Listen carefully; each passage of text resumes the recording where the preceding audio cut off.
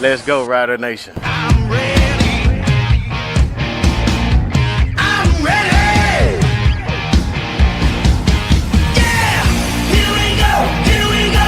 It's a feeling now. Get 'em high, get 'em low. 'Cause we're dealing now. Everybody's giving it all they got. 'Cause we're ready.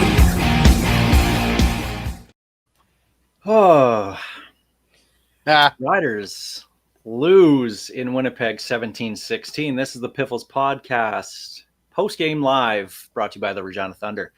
Sorry, I'm going to need this for a few of my comments. Greg, go ahead. You start. You watched this game as we all did. Your immediate thoughts after the Riders dropped this game in Winnipeg. Do you care? No, we kind of called this from the get-go. Red rate though. Oh well, actually, there's something I wanted to bring up right now. Well, let's go to the film. I think Winnipeg is going to win this one. I don't want them to.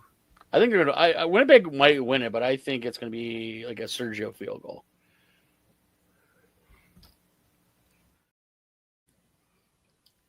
You've been sitting on that for a while, haven't you?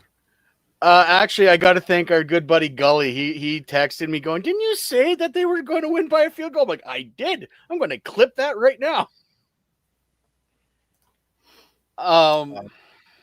Threw that comment up on there. Sorry, Steve is just leaving. Chiming in. Yeah, quietest he's ever seen that stadium after a home win, and he's seen his share of Riders' losses in that stadium. So, well, I had to laugh though because after all the flack that the Bomber fans were like the empty chair costumes and all that, and we're only 46 away from selling out. I'm sorry, guy. I don't care. Like Riders nail the put up these tickets sold all the time. There wasn't that many fans there tonight. Regardless, there's a lot of blue seats. So, I don't blame them. I don't blame them. They've been spoiled, and this team is not good. Like that team barely beat. Yeah, and I don't even want to call them our scrubs. Like we've got talented players, but like and I can't believe I'm saying this, if they left Jake Mayer in that game, the Riders would have won it. Yeah, 100%. Absolutely. He was actually going really well. He had 12 straight completions there. And finally started moving the ball. They didn't punch it in the end zone. Obviously, it was a bunch of field goals, but I throughout that game, and even going into it, I said it. I don't care if they lose. I really don't. And right now, I don't care. I don't. Don't get me wrong. When I thought, well, okay, this game's close, we're leading, we could actually win this and really have fun with the post game tonight, laughing at Bombers. I'm actually mad they lost. Yeah, because I don't want to say they gave up because when you're playing all the backups that they were, and even in the second half and the third quarter and the fourth quarter, taking other guys out throughout the game, that was there for them to win. That was there the entire time. The Bombers tried to give it away. The Riders tried to give that game away more than the Bombers did, but the Bombers did nothing to try and win that game. No. And the Riders just needed essentially a first down with Cohn. If they have one more first down with Jack Cohn, they probably win that game. So I'm actually upset a bit that they didn't win because they should have. And that's funny just because they were playing the backups. Well, but I think that's always been, I would say the problem with this team is the killer instinct feels like it's not there. They just don't finish teams that they should finish. But can we talk, let's talk about how, yes, it was a winnable game, but the Bombers started everyone but basically Nick Dembski, and they looked bad. Bad. We are Zach Collaros playing in the Grey Cup bad at this point. The last few weeks I've been saying I still don't want to play Winnipeg in the playoffs because they've been to however many straight Grey Cups. They've had 4 straight first place finishes. This is a bad team. They're not good. No. I wouldn't mind seeing them again in the playoffs.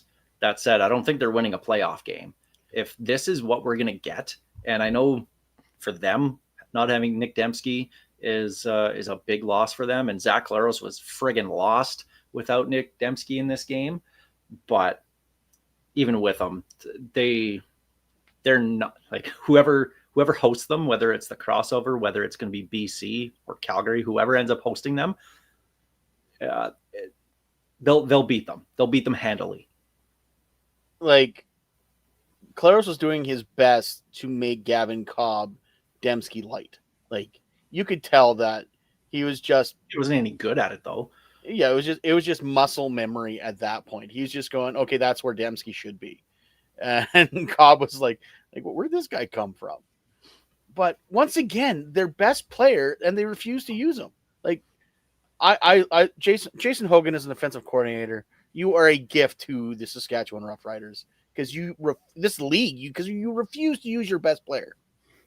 I hope he's their offensive coordinator for a long time.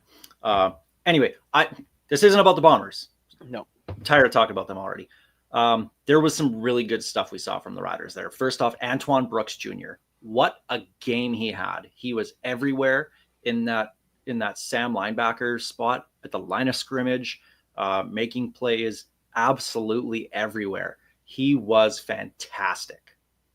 AJ Allen, Yes. Jameer Thurman was sniffing out Brady any chance he had.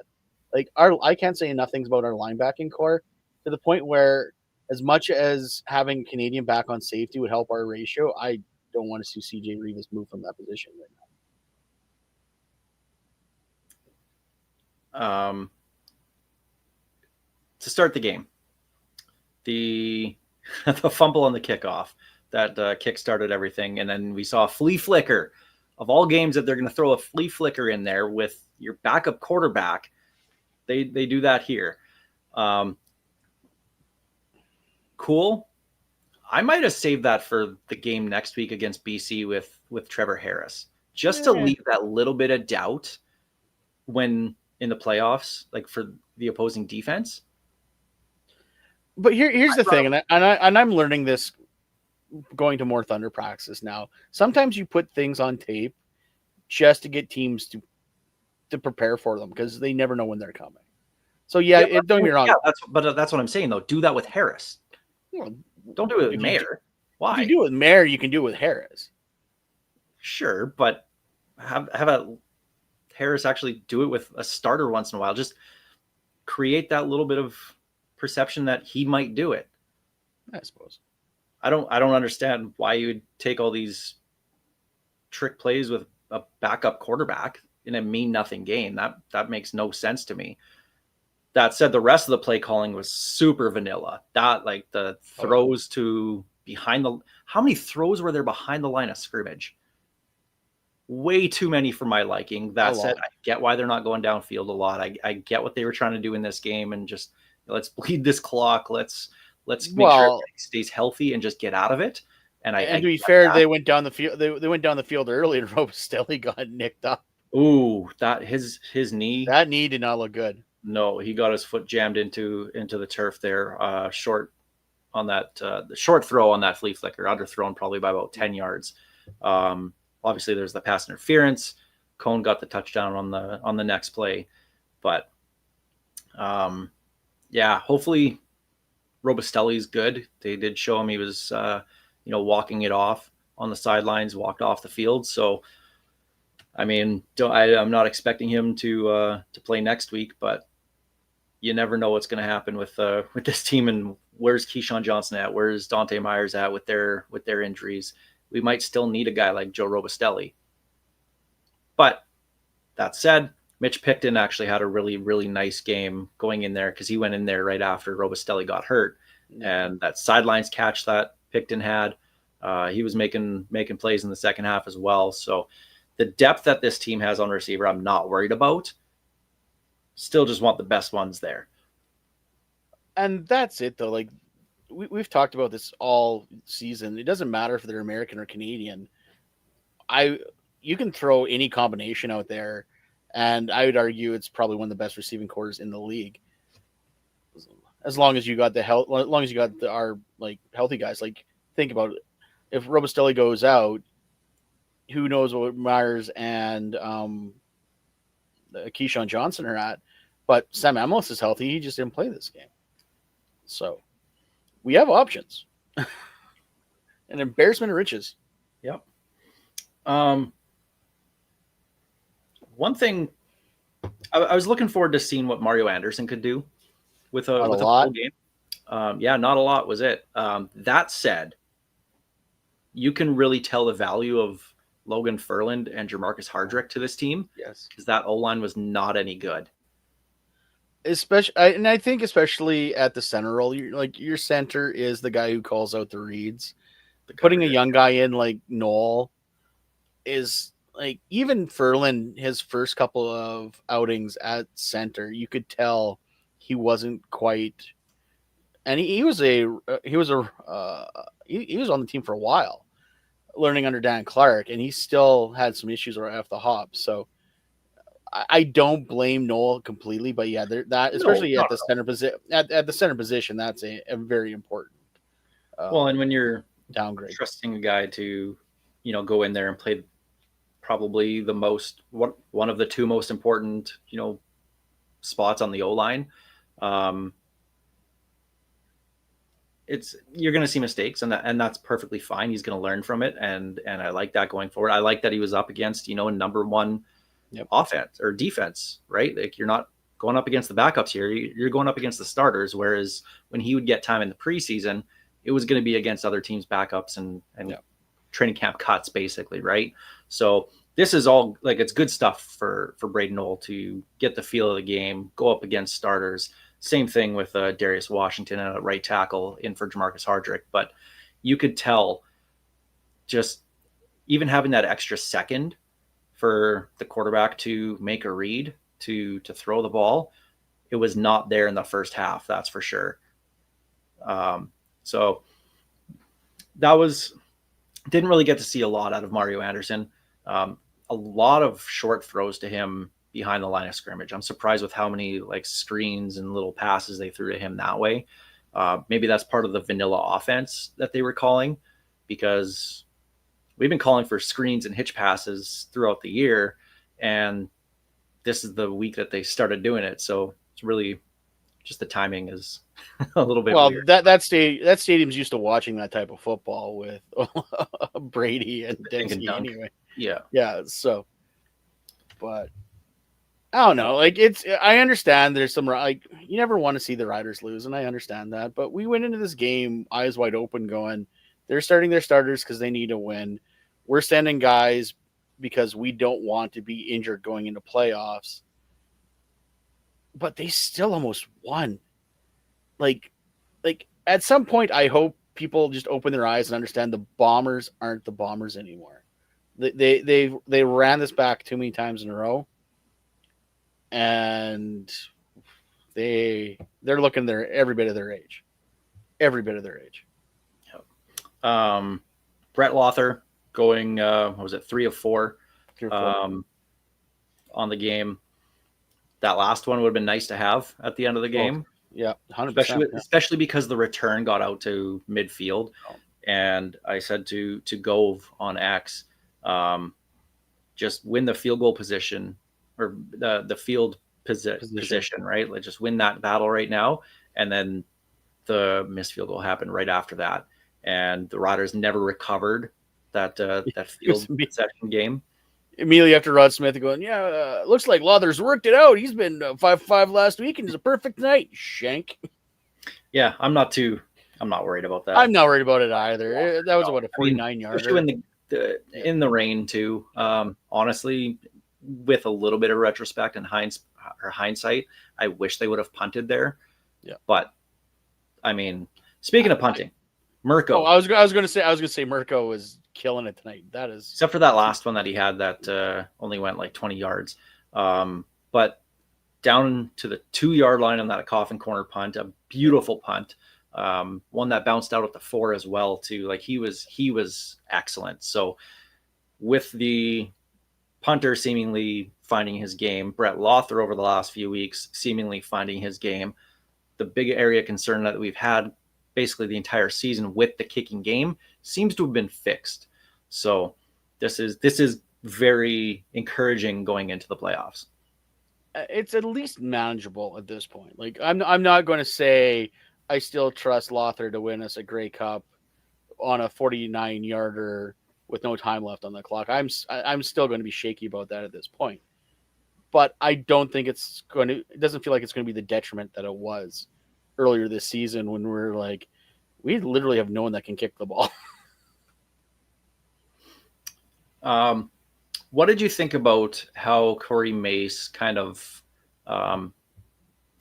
managed the game in terms of who was out there? Because we know who the starters were going to be for this game and who was sitting out.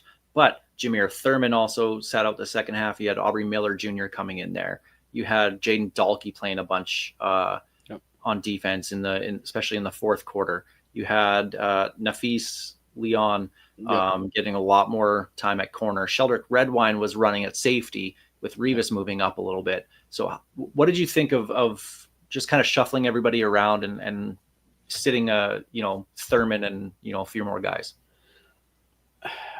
Mace was damned if he did, damned if he didn't.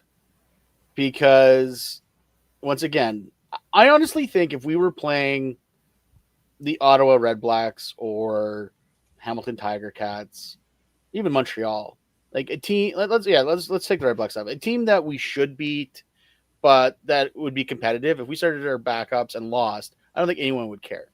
I think the fact that this was the Winnipeg Blue Bombers, there's a little bit of emotional intensities that are still going into it that we can't just let them win one. So I think there's a lot of fans right now that are upset that the Riders didn't put their foot on their throats, and even with leaving Jake Mayer in there, it was more important. There you go, Rider guy forever, right there.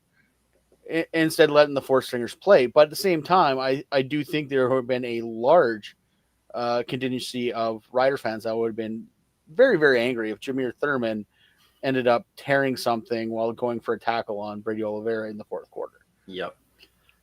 I actually really love how Corey Mace handled this game.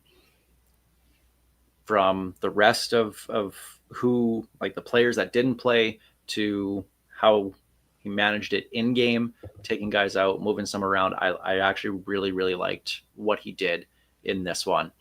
I'm glad we got to see Aubrey Miller Jr. come in at linebacker there. This is a guy who, I mean, if he gets on the roster for the playoffs, provides that depth. And I mean, he's a special teams guy as well too. So maybe that's an option. So I think by doing that and seeing guys like Dahlke come in, it creates more options on November 8th with what they can do. The depth of this team is incredible. Like, there's, other than Kerfala Exume at defensive back, there's no one that they've brought in and put into a spot that has looked super out of place. When I saw that they moved Revis out of safety and brought him back down to linebacker and put Redwine out at safety, I actually did have a thought. Why not put Kerfala Exume out there at corner? Only because, and hear me out, they have that stupid rule where if you're playing so many Canadians and snaps and all that kind of stuff throughout the whole season, the two teams that have the most snaps played by Canadians get extra draft picks, which is backwards. Which gives BC a unfair advantage. Yeah, with a starting quarterback. That should be taken out, but whatever, that's another discussion. Yeah. Why not play all these Canadians right now? See if you can get to be that second team that gets that extra draft pick. Because we've started more than our fair share of Canadians in this throughout the season, and even with the injuries that have come up, we've played more Canadians, right? So I was thinking, why not? Let's just see. Is there some kind of list of how many snaps each team has played, and if so, maybe we see something happen. I got a dumb idea. So obviously we don't have a bye week coming up here. I think we should try to construct the most Canadian roster, the Rider, and the realistic roster. I want to see how many Canadians we can actually fit on that roster and think we can still win a game. Like a team good enough to beat the Elks. I'd say the Red Blacks, but that seems like, I think the Regina Thunder could beat the Red Blacks. You know who I actually really liked, and speaking of the Canadians, was Ali Saad. I thought he had a pretty solid game in the middle of this game in the And D line. they rotated him outside a few times too. Like they were really doing the inside outside with him, which obviously is going to be very good for him. So I like that. It gives us some more flexibility because if you can see, I'm a little worried though because last time we did that where we had a good defensive tackle that could play outside, that kind of made him the highest paid player and it kind of ruined him. So let's not do that again. But if you can have a Canadian rush end, that once again will help you flip that ratio even better, even more. So, and I did like the play of Benoit Marion as well too. There was one play where he finished a tackle on Zach Collaros, where the right tackle tried to take him out low, not necessarily a dirty shot, but anytime you see somebody, maybe you saw that happen with the Riders in Toronto when you try to take a guy out at the knees. I thought once he hit Claros, I'm like, well, good. Once you try to, take somebody out at their knees like that, take a D lineman out, your quarterback kind of deserves to get hit.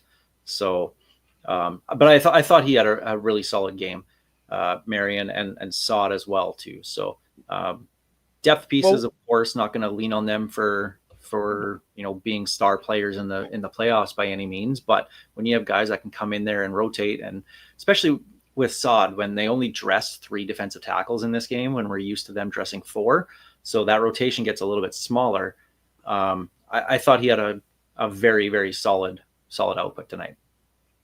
And once again, pure rookie, and that's why this past week when I was saying like he'd probably be my nominee for rookie because he's been a very integral part of that defensive line, even though he is in a rotation. Thoughts on Jake Mayer in this game? I'm going to let you cook on this one because I want to see you squirm. Honestly, I don't have a lot of comments on Jake Mayer in this one. I think just because he was down with, I don't want to say the second string receivers, but a good portion of non-starters, non-playoff starters, I'll say, and a very, very vanilla play calling game, and your 2 best offensive linemen not playing. I thought he did fairly well. At the start, it didn't look all that great, but that was also, I think a lot of it was the pressure that was coming from Winnipeg's D-line. He just wasn't getting the time. But I think once he settled in the second and the third quarter, he moved the ball pretty consistently. I thought he did pretty well. That said, going into the playoffs, I don't mind him as the backup. I think we're in okay shape where we can still compete to win if something ever happens to Trevor Harris. Yeah, he was 15 for 20, 123 yards. Like, didn't blow away on the stat sheet. I like some of his decision making. Obviously, it was a very vanilla offense, but the 2 times that he did put the ball down and went for it, it showed that he was fighting for it. Like he wanted to show he could lead this team if he had to. So he wasn't terrible. No interceptions. That was it. Like he was smart with the ball. That game that he started earlier this year, he was salvageable. Like he wasn't. We said it then. He wasn't going to lose the game for you. He wasn't going to win it, but he also wasn't going to lose it, right? Like the game the game manager's game manager essentially. So I don't know why they went to Jack Cohn in the fourth quarter, other than to. I get why, because you're probably not going to play Cohn next week against BC. You're probably going to go with Harris for the first half and Mayer for the second half. So probably, but still, they only threw the ball 8 times in an entire quarter. Like, so it's like, okay. You can tell that Cohn hasn't thrown a ball in a game in a year. That first one he threw was like, woo, woo. Yeah, he did not look. There's a reason why he hasn't taken Jake Mayer's spot as the backup quarterback yet. So, don't think we have anything to worry about in that spot. No. I do like this comment going back to Rider Guy Forever, AJ Allen. I mean, we mentioned him right off the top, but he was a beast. He absolutely was. Just like Antoine Brooks, he was everywhere in that first half. And again, I'll say it. I said it on the show this past week. He does not get enough recognition across national media. This is a guy who should be in conversation for most outstanding Canadian. Obviously, you have Rourke and Betts, and Justin McInnes out in BC that should probably lead the way in that category. But outside of those guys, like AJ Allen has been incredible. He led the team in tackles tonight. He had 9 tackles. 8 of them in the first half. Yeah. And Brooks had 2 sacks. Ali Saad had 2 defensive tackles, tackle for a loss. Like, the defense came to play despite being so many other guys. Hell, Chico Bennett Jr. had a tackle tonight. Still my second favorite Chico ever here in Saskatchewan.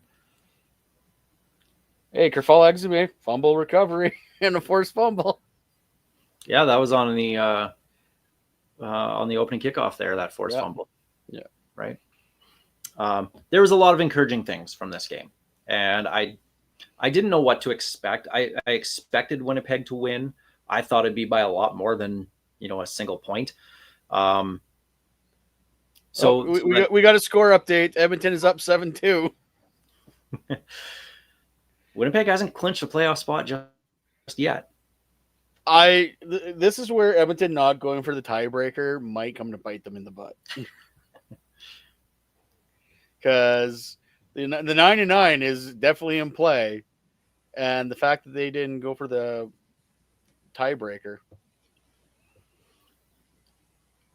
Oh well. But anyway, lots of good stuff in this game. Defense especially, I thought they were excellent.